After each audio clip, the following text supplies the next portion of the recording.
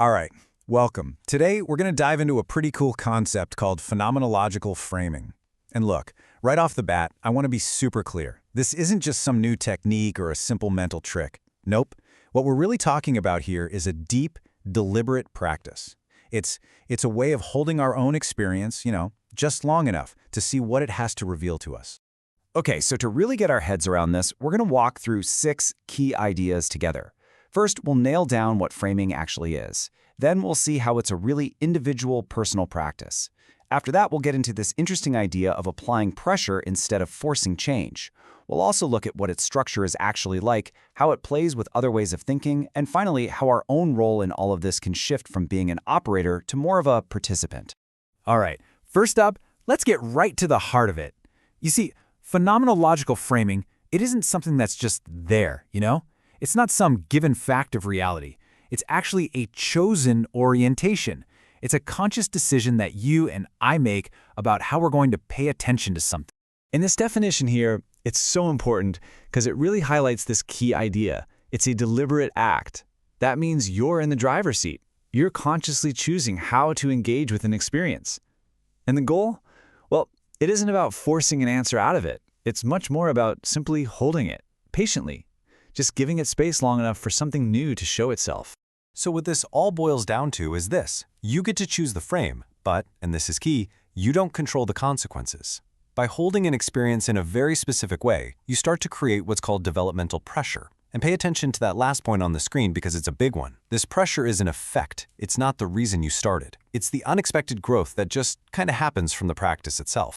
Okay, so if we're the ones choosing a frame, where does this whole practice actually take place? Is it out in the world? Well, as we're about to see, this is definitely not some abstract theory. It's a deeply, deeply personal process. Yeah, we're talking about your own first-person, right here, right now experience. It's all about how you think and how you perceive things in this very moment. So for a minute, let's just set aside all those grand social theories and really focus on the internal world. That's the phenomenological part of this whole thing. It's the world as it appears to you. And this really gets to the core function of the practice, doesn't it? It's all about learning to stay with an experience, especially a tough or confusing one, without jumping in to solve it or, make it useful right away.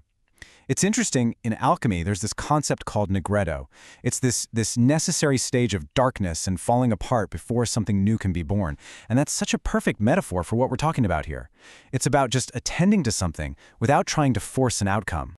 So this brings us to a really critical distinction. We've thrown around this term developmental pressure, right? But we need to be super clear about what that actually means, and maybe more importantly, what it doesn't mean. Okay, so we have to separate the process from the end result. Think of it like this. The framing process itself is generative. Its job is just to allow something new, something that was hidden, to come into view. Now, transformation, that's different. That's the potential outcome of the process. It's what can happen when that new insight is so powerful that it completely reorganizes your whole perspective. In this quote right here, it just nails it. The point isn't change. The point is pressure toward coherence. See, you're not trying to force a transformation. Not at all. You're just creating the conditions where a stronger, clearer understanding can emerge. The transformation, well, that happens all by itself, when the old way of seeing things just isn't big enough to hold the new reality. Which of course leads to the next logical question, right? If we're applying all this pressure with a frame, what exactly is this frame or structure made of? What does it look like? Well, the answer might actually surprise you. We're not talking about some heavy, rigid architecture here. Not at all. We're talking about something called a process structure. It's basically cognitive scaffolding. So imagine you're building a stone arch. You need that temporary wooden frame underneath to hold the stones in place, right? That's what this is. It's just enough form to hold a new thought together while it's emerging, so it doesn't just drift away or fall apart before it's fully formed. So let's be clear what it's not. It's not some grand architecture. It's not a teaching method. It's not a system design. It's just a light, supportive process. Okay, so if framing is this light, really personal process, how in the world does it fit in with these bigger, more structured ways of looking at things, like systems thinking? Well, it's not an either-or kind of thing. Framing isn't a replacement for systems thinking. It's more like a preparatory step. It's the mode of entry. It's the lens you decide to look through before you even start doing a more formal systemic analysis. So in a nutshell, the frame you choose determines your entire starting point. It governs how you first apprehend a system, what you instinctively decide to focus on, and ultimately, what you decide is even allowed to matter in the first place. It literally shapes the entire analysis before you've even really begun. All right, and that brings us to our final piece of the puzzle, the evolution of our own role in this process. As we practice this, how does our relationship to the frame itself actually change over time?